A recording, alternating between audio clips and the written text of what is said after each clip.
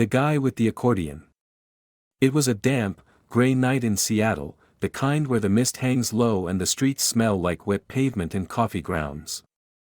I was on the late shift, cruising past Pike Place Market, when I spotted him under a street lamp, some hipster-looking dude with a scruffy beard, a slouchy beanie, and a beat-up accordion slung over his shoulder. He flagged me down with a lazy wave, like he wasn't sure he even wanted a ride, and slid into the back seat with a groan. "Westlake Center, please," he said, voice gravelly but warm, like he'd been shouting over a crowd all day. Then he grinned, teeth flashing under the cab's dim light. "Heads up, though, I'm broke. But I'll serenade you instead." I laughed, figuring it was a joke. "Yeah, sure, buddy. Cash or card works too." But he didn't flinch. He just hoisted that accordion onto his lap, patched with duct tape and scratched to hell, and started playing.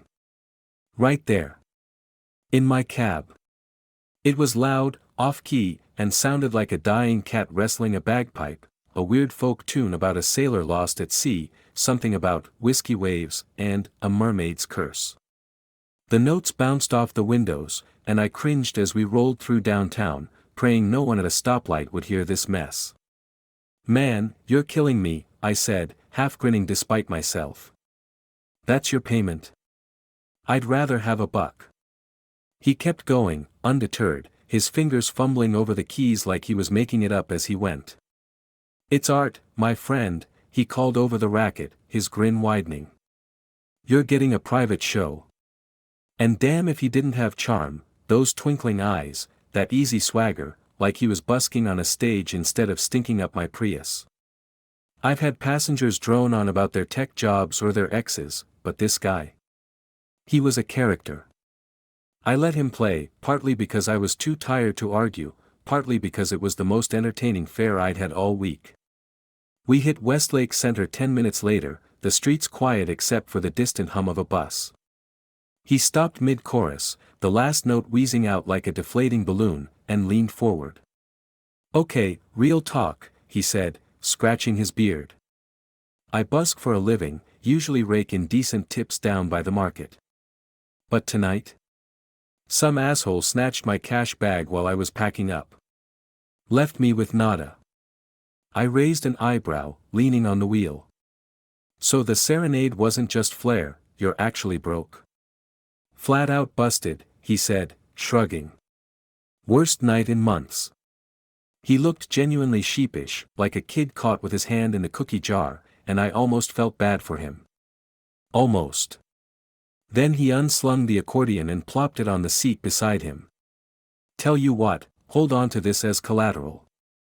I'll Venmo you the fare tomorrow, swear on my sailor's soul." He flashed that grin again, already halfway out the door. "Wait, what?" I said, but he was gone, vanishing into the drizzle with a wave over his shoulder. I stared at the accordion, dingy, heavy, smelling faintly of mildew, and cursed under my breath. Collateral? More like a parting gift I didn't ask for. I tossed it in the trunk, figuring I'd track him down later. Spoiler, I didn't. No Venmo pinged my phone the next day, or the day after. Guy ghosted me like a bad Tinder date. A week later, I listed it on eBay, vintage accordion, slightly haunted, comes with a story, and set the starting bid at $50. It's still sitting there, no takers yet, but every time I see it in my trunk, I think about that off-key sailor song and that bearded weirdo who turned a $12 ride into a memory worth way more. I'm not even mad, he didn't pay me, but he gave me something better, a hell of a tale to tell at the bar. And if that listing sells, I might just break even after all. Every journey comes to an end, but the stories never stop. If you enjoyed this, please like, subscribe and join us on new journeys.